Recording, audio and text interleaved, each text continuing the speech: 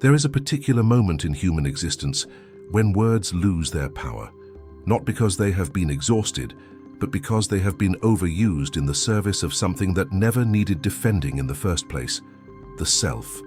We spend our lives constructing elaborate explanations for who we are, what we've done, why we feel what we feel.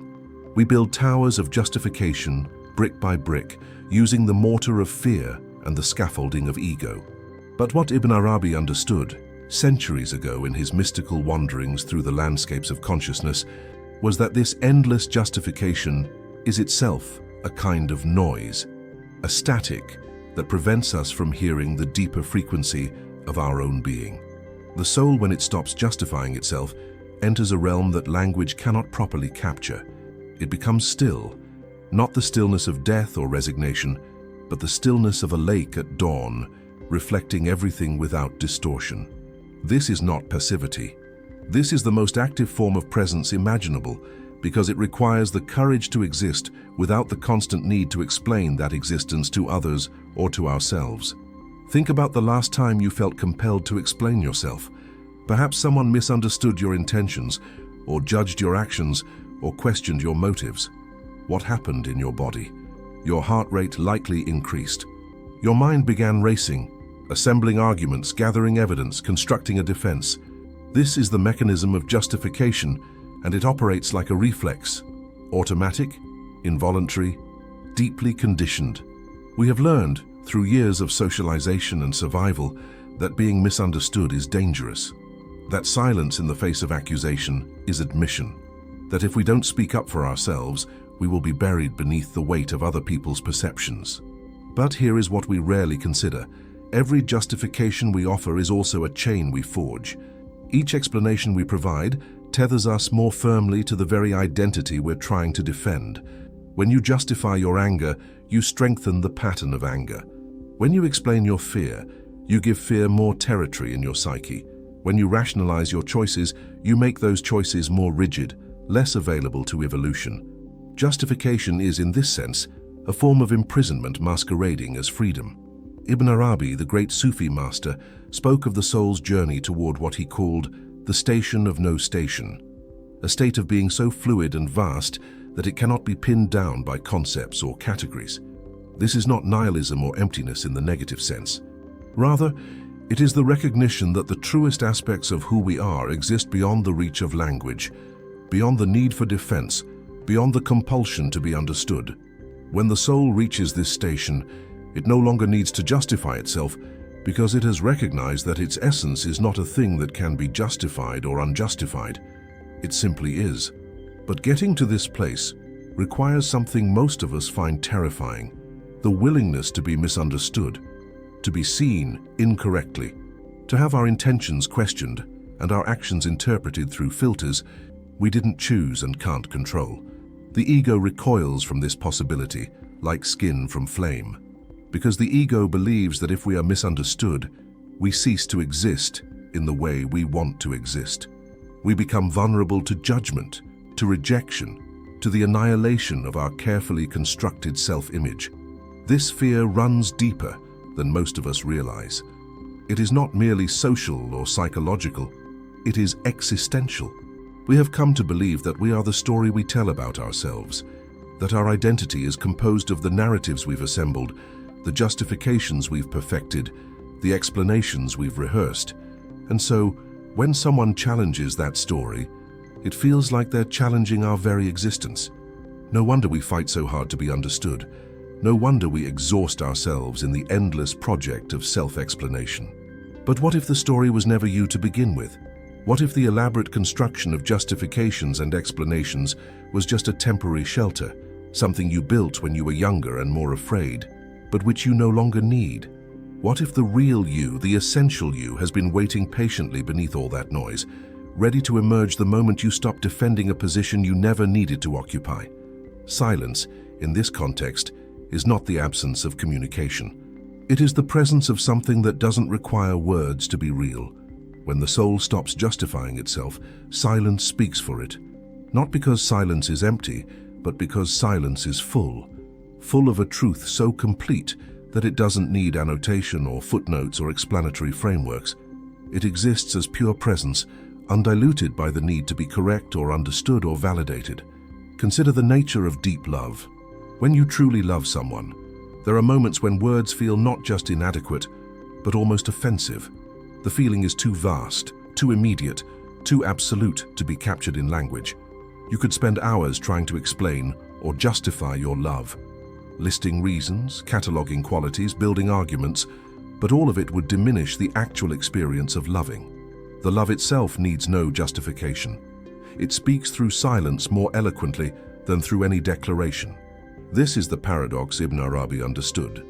The most profound truths about human existence cannot be justified because justification operates in the realm of logic and proof, while these truths operate in the realm of direct experience. You cannot prove to someone that beauty exists by offering arguments. You can only point to something beautiful and hope they see it too. Similarly, you cannot justify the essence of your being to anyone, because that essence is not a proposition to be defended. It is a reality to be lived. The tyranny of justification extends into every corner of modern life. We live in a culture that demands constant explanation, constant accountability, constant performance of identity. Social media has turned existence into a perpetual courtroom where everyone is simultaneously judge, jury, and defendant. We curate our lives to be understood in specific ways. We craft our images to communicate particular narratives. We edit our experiences to fit into acceptable frameworks. And in the process, we lose touch with the raw, unjustified reality of simply being alive. This compulsion to justify is rooted in a fundamental misunderstanding of what it means to be human. We have convinced ourselves that we are primarily rational creatures who occasionally experience irrational moments of emotion or intuition. But the reverse is closer to the truth. We are primarily emotional, intuitive, somatic beings who have developed the capacity for rationality as one tool among many. When we privilege justification and explanation above all else, we exile ourselves from the fullness of our own experience. The mind that constantly justifies is a mind at war with itself. It cannot rest because rest would mean vulnerability. It cannot be silent because silence would mean surrender. It mistakes the fortress of explanation for safety, not realizing that the fortress has become a prison. Every wall built to keep criticism out also keeps authenticity in. Every moat dug to protect the ego also isolates the soul. Ibn Arabi taught that the journey towards spiritual maturity involves a progressive stripping away of these defenses. Not through violence or self-hatred, but through recognition, through seeing clearly that the thing we're defending so desperately is itself a construction, not the constructor. The ego is not who you are, it's something you've assembled, and like any assembly, it can be disassembled. Not to leave nothing behind, but to reveal what was always there beneath the artifice. This process begins with small moments of allowing silence to speak. When someone criticizes you and you feel the familiar urge to explain, defend, justify, what happens if you simply don't? Not in a spirit of martyrdom or passive aggression, but in genuine curiosity. What if you allowed their perception to exist without trying to correct it? What if you trusted that the truth of who you are doesn't require your constant advocacy? This is harder than it sounds. The conditioning runs deep. We have been trained since childhood to believe that silence equals consent, that not defending ourselves equals weakness, that allowing misunderstanding equals failure. But these equations are false. Silence can be the strongest form of power, the power of someone who knows who they are so deeply that they don't need external validation to confirm it. When you stop justifying yourself, something remarkable happens. The energy you were spending on defense becomes available for creation. The attention you were directing toward managing other people's perceptions becomes available for experiencing your own life. You discover that you have been carrying an enormous weight, the weight of needing to be understood, and that you can simply set it down, not because you don't care what people think, but because you've realized that what they think cannot touch the essence of what you are. This doesn't mean you become cold or indifferent. In fact, the opposite often happens. When you're no longer defending your own position so fiercely, you become more able to genuinely hear others. You can listen without strategizing your response. You can be present without calculating how to be perceived. The energy that was locked up in self-justification becomes available for actual connection. But there's a shadow side to this work that must be acknowledged. The journey from justification to silence can be weaponized by trauma. Sometimes what looks like spiritual equanimity is actually dissociation. Sometimes what appears to be transcendence of the ego is actually its suppression. The silence that speaks for the soul is not the silence of someone who has given up on being seen or heard. It's the silence of someone who has become so full of their own truth that they don't need to defend it. This distinction is crucial. Healthy silence comes from a place of sufficiency, not deficiency. It's the silence of someone who knows their worth so deeply that they don't need to prove it. Unhealthy silence comes from a place of resignation, of having given up on the possibility of being understood. One is an expansion, the other is a contraction. One opens you to the world, the other closes you off from it. How do you know which silence you're cultivating? By paying attention to what happens in your body. Does the silence feel spacious or cramped? Does it feel like relief or like suppression? Does it come with a sense of peace or a sense of numbness? The body knows the difference, even when the mind tries to convince itself otherwise. The path Ibn Arabi describes is not about becoming invulnerable. It's about becoming so vulnerable that vulnerability itself becomes a kind of strength. When you no longer need to protect a fixed image of yourself, you become fluid, adaptive, responsive. You can meet each moment fresh instead of filtering it through the rigid structures of who you think you're supposed to be. This fluidity terrifies the parts of us that crave certainty and control. We want to know who we are. We want to be able to point to a stable identity and say, "This is me." We construct elaborate self-concepts and then spend enormous amounts of energy maintaining them, defending them, justifying them. But what if the most honest answer to "who are you" is "I don't know"? Not as a confession of ignorance, but as a recognition of mystery. There is a profound freedom in not knowing. When you don't know who you are, you're not burdened by having to be consistent with a previous version of yourself. You're not limited by old definitions or outdated stories. You're available to the present moment in a way that someone carrying the weight of a fixed identity can never be. This is what Ibn Arabi meant when he spoke of the soul that no longer justifies itself. He was pointing to a state of being so immediate and so present that it has no time for the elaborate constructions of the ego. It's too busy being alive to spend energy on being understood. It trusts that its essence will communicate itself through action, through presence, through the quality of attention it brings to each moment. But this trust doesn't come easily. It requires a kind of death, not physical death, but the death of the defended self, the self that needs to be right, the self that needs to be seen correctly, the self that cannot bear misunderstanding or misinterpretation. This self must die, not through violence but through recognition of its own insubstantiality. It must be seen for what it is, a useful fiction that has outlived its usefulness. What remains after this death? Not nothing, as the ego fears. What remains is everything the ego was trying to protect, but could never quite reach. Your actual life unfiltered by the need to be justified. Your real feelings unmediated by the need to make them acceptable. Your genuine responses uncontaminated by the need to manage how they'll be perceived. This raw aliveness is what the mystics have always pointed toward. It's what poets try to capture in language that breaks its own rules. It's what artists attempt to express in forms that transcend form. It's what lovers glimpse in moments of complete presence with another person. It's the taste of existence before we coat it in layers of explanation and justification. The irony is that the more we try to justify ourselves, the less justified we become. Because justification operates by comparison, by reference to external standards, by appeal to criteria we didn't choose. The soul that justifies itself is always at the mercy of changing standards, shifting norms, arbitrary judgments. It can never rest, because there is always another court of opinion to satisfy, another set of expectations to meet, another criticism to defend against. But the soul that has stopped justifying itself, it rests in its own nature, not because it's perfect, or because it has nothing to apologize for, but because it has recognized that its essence cannot be captured in the language of justification and criticism. It exists in a different dimension entirely, the dimension of direct experience rather than conceptual understanding.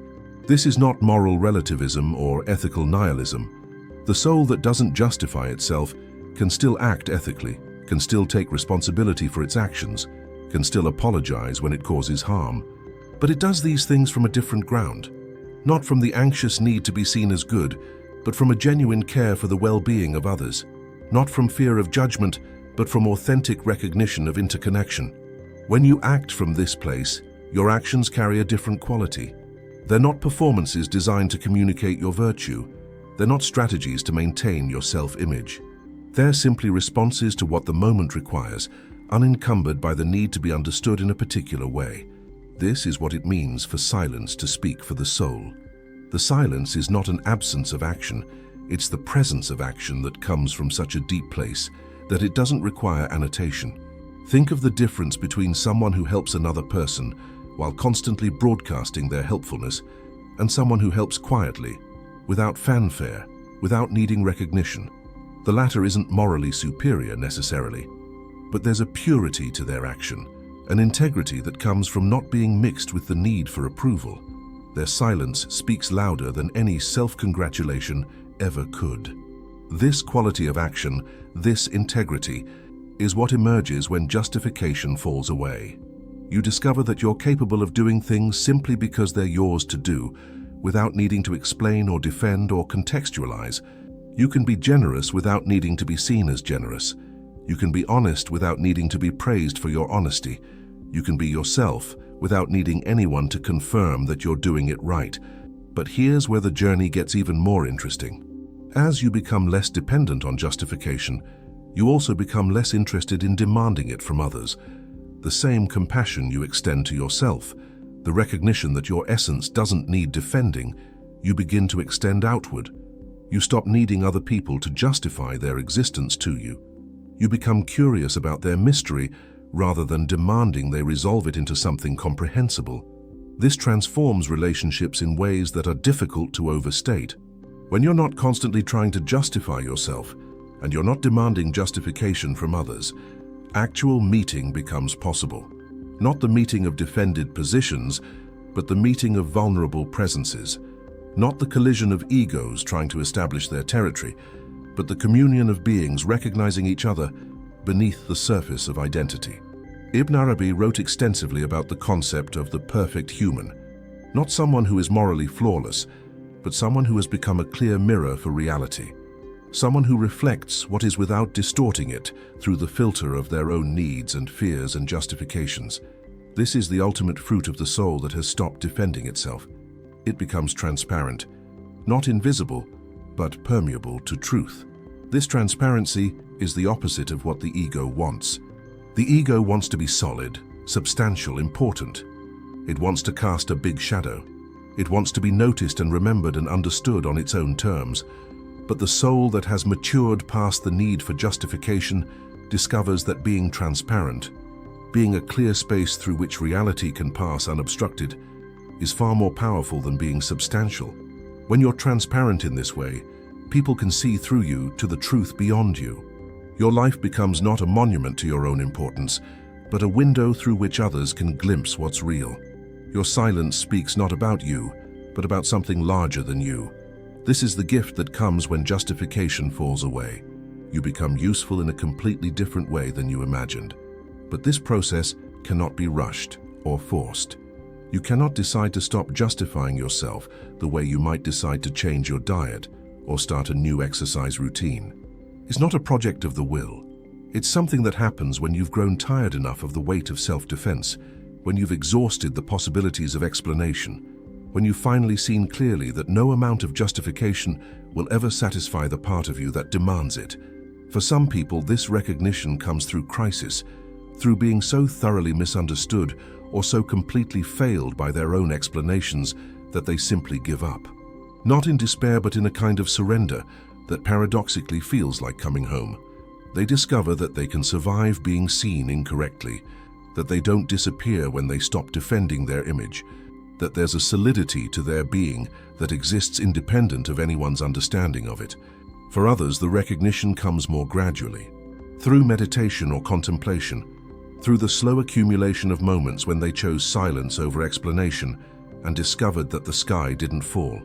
Through the gentle erosion of the defended self, by the waters of presence and awareness, through the patient work of watching their own patterns of justification arise, and instead of acting on them, simply seeing them for what they are, conditioned responses to ancient fears.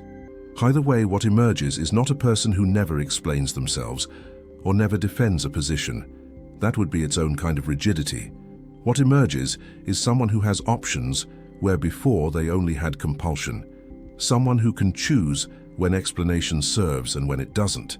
Someone who can feel the urge to justify and meet it with curiosity rather than automatically obeying it. This is the mark of psychological and spiritual maturity. Not the absence of defensive impulses, but a different relationship to them. You feel the pull toward justification, and instead of being yanked by it, you pause. You ask, is this necessary? Is this true? Is this serving something deeper than my ego's need to be right? And sometimes the answer is yes, explanation is needed here. But often the answer is no, silence would be more honest.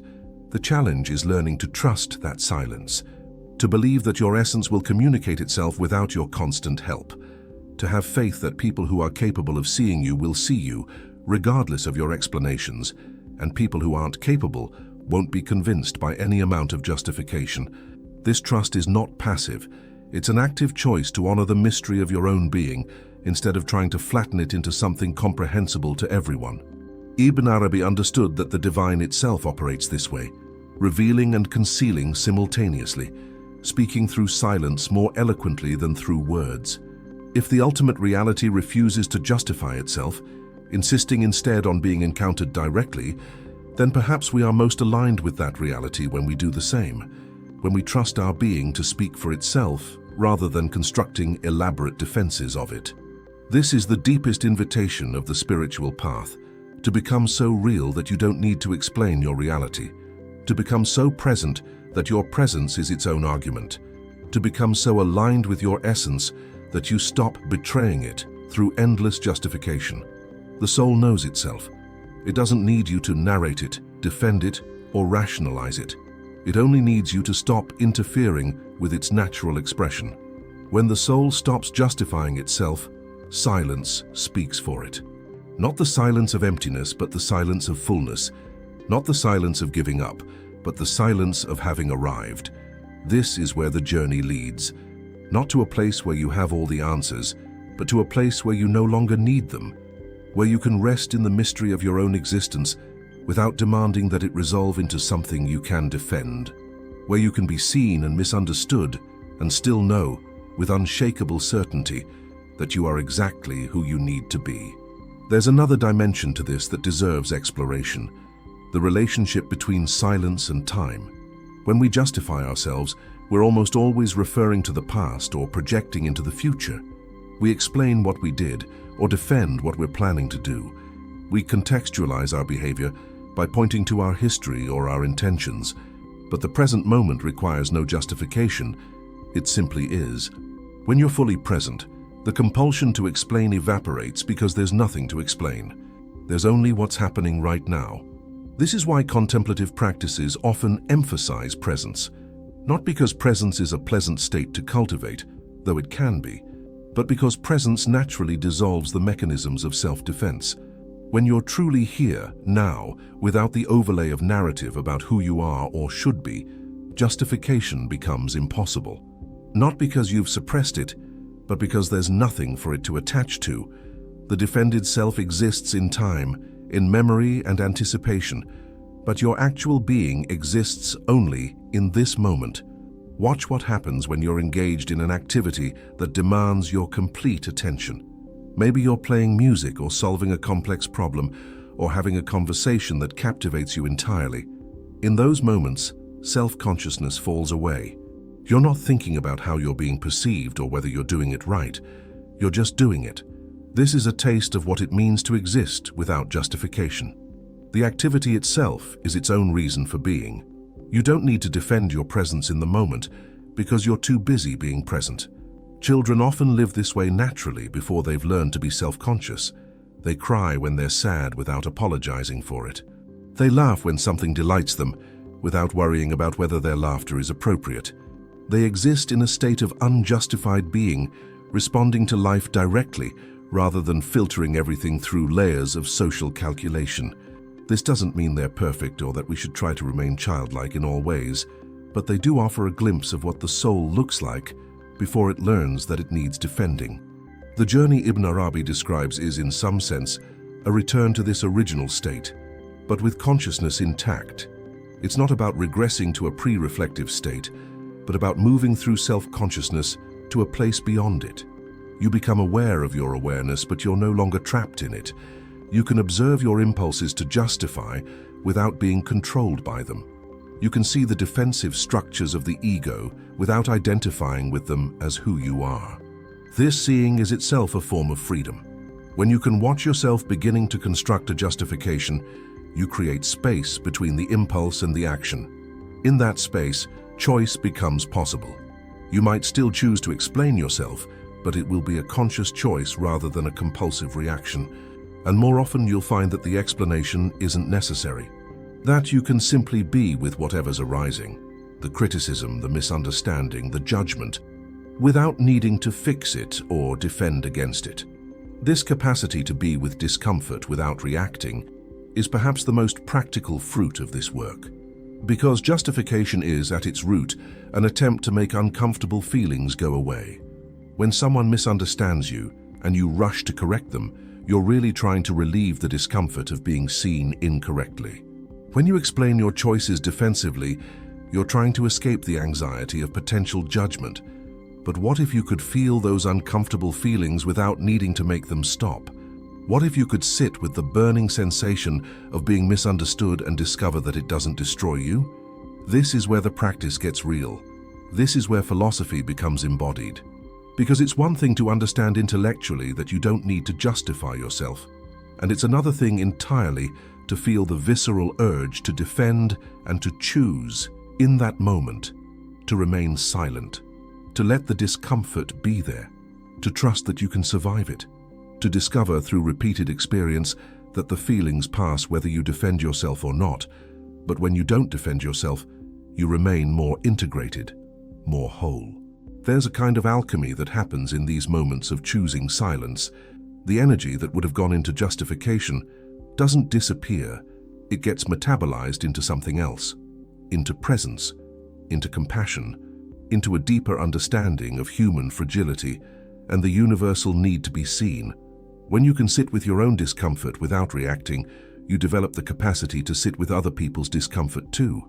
You become less reactive, less defensive, more spacious. This spaciousness is what allows genuine intimacy, because intimacy requires the ability to be seen fully, including the parts of you that aren't flattering, the aspects of yourself that you might prefer to hide. When you're no longer invested in maintaining a particular image, you can allow yourself to be known as you actually are, not as you wish you were, not as you think you should be, but as you are in this moment. This kind of nakedness is terrifying to the ego, but it's precisely what the soul craves. The soul wants to be met, not as an idea or an image, but as a living reality, and it can only be met when it stops hiding behind justifications and explanations. When it allows itself to be seen in its raw, undefended state, this doesn't mean exposing yourself indiscriminately or being vulnerable with people who haven't earned your trust. Discernment is still important. But within the container of safe relationships, the capacity to be unjustified, to be seen without explanation, to be present without pretense, this is where true connection happens. Think about the people in your life with whom you feel most at ease.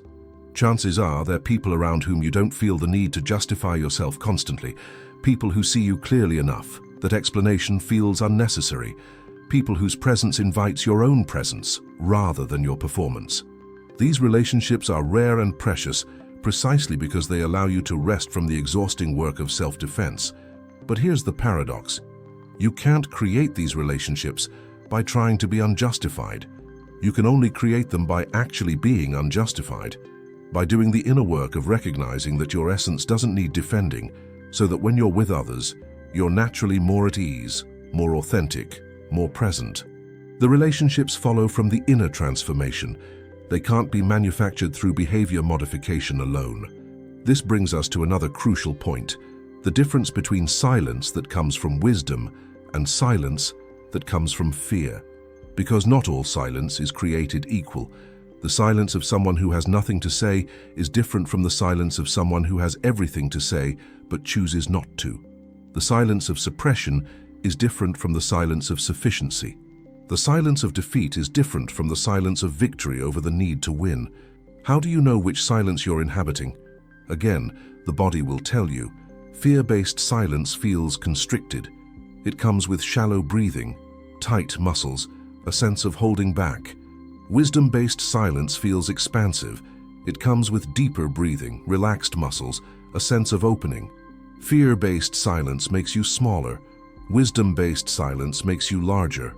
This distinction matters because the spiritual path is full of traps, where what looks like enlightenment is actually just sophisticated avoidance, where what appears to be transcendence is actually dissociation, where what seems like wisdom is actually just another strategy of the ego to avoid vulnerability. The ego is incredibly clever. It will happily adopt spiritual concepts and practices if it thinks doing so will protect it from the very transformation those practices are designed to catalyze. So when we talk about the soul that stops justifying itself, we have to be vigilant about what we're actually doing.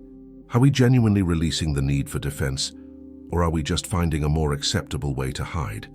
Are we truly trusting our essence to speak for itself, or are we giving up on the possibility of being understood? These are not easy questions to answer, and they require ongoing honesty with ourselves. One way to test this is to notice what happens when you remain silent in the face of misunderstanding or criticism. Do you feel a sense of peace, or do you feel resentful? Do you feel spacious, or do you feel like you're swallowing something? Do you feel more yourself or less? The answers to these questions will reveal whether your silence is coming from a place of integration or fragmentation. True silence, the silence that speaks for the soul, has a quality of completion to it. You're not holding back words you wish you could say. You're not suppressing explanations that are clawing to get out. You're genuinely at rest with what is. The moment is complete in itself, without needing your commentary on it. This completeness is recognizable. It has a texture, a felt sense that's unmistakable once you've experienced it. But getting to this place requires practice.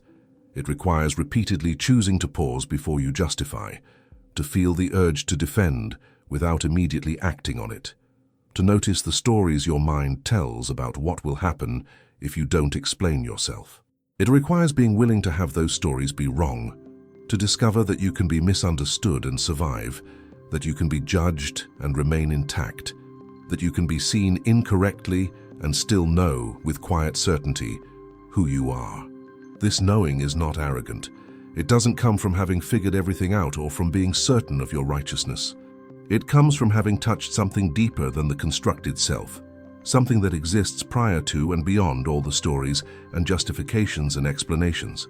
The mystics call this by different names: essence, being, soul, true nature, original face. The name doesn't matter.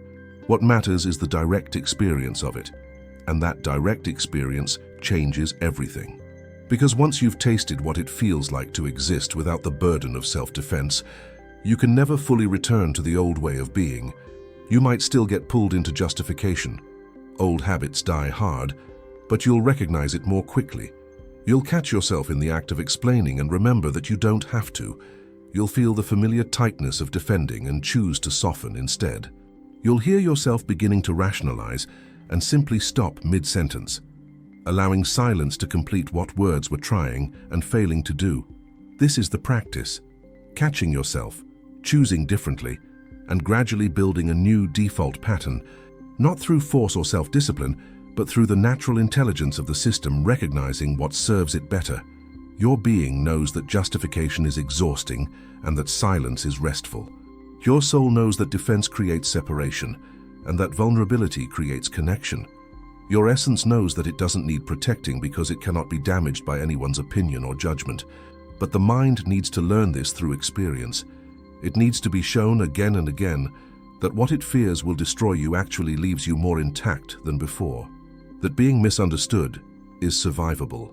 That judgment doesn't have the power it seems to have.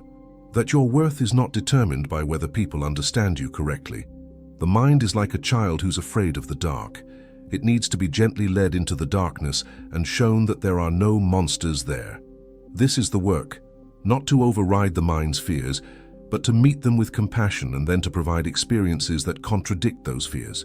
To show the mind, through direct evidence, that silence is safe, that being unjustified doesn't lead to annihilation, that you can exist without constantly explaining yourself, and not only survive but thrive.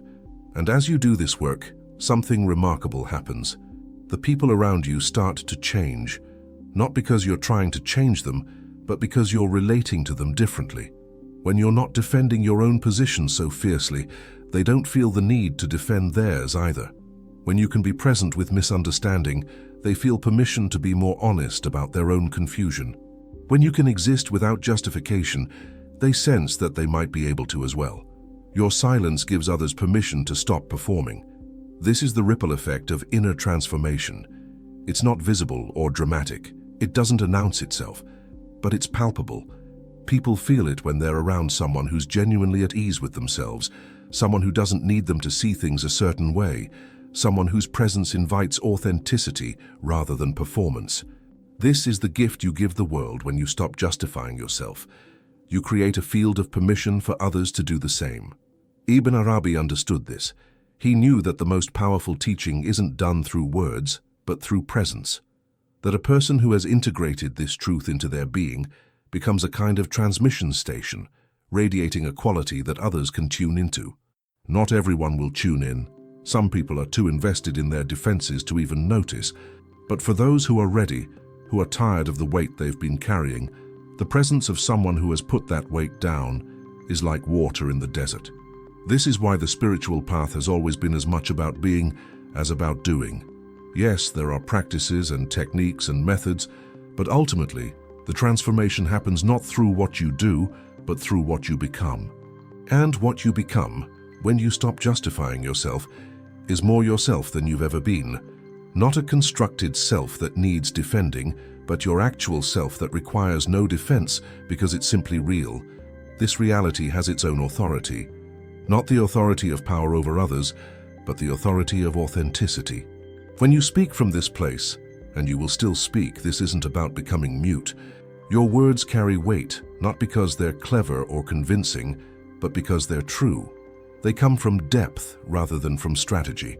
They arise from silence rather than from the need to be heard. And people can feel the difference even if they can't articulate it. This is the ultimate paradox. By giving up the need to be understood, you become more understandable. By releasing the compulsion to explain, your life becomes more explanatory. By trusting silence to speak for you, you find your voice.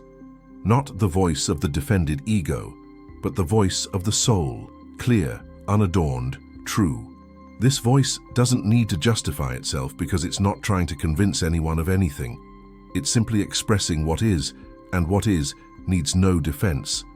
When the soul stops justifying itself, silence speaks for it. This is not the end of the journey, but a beginning.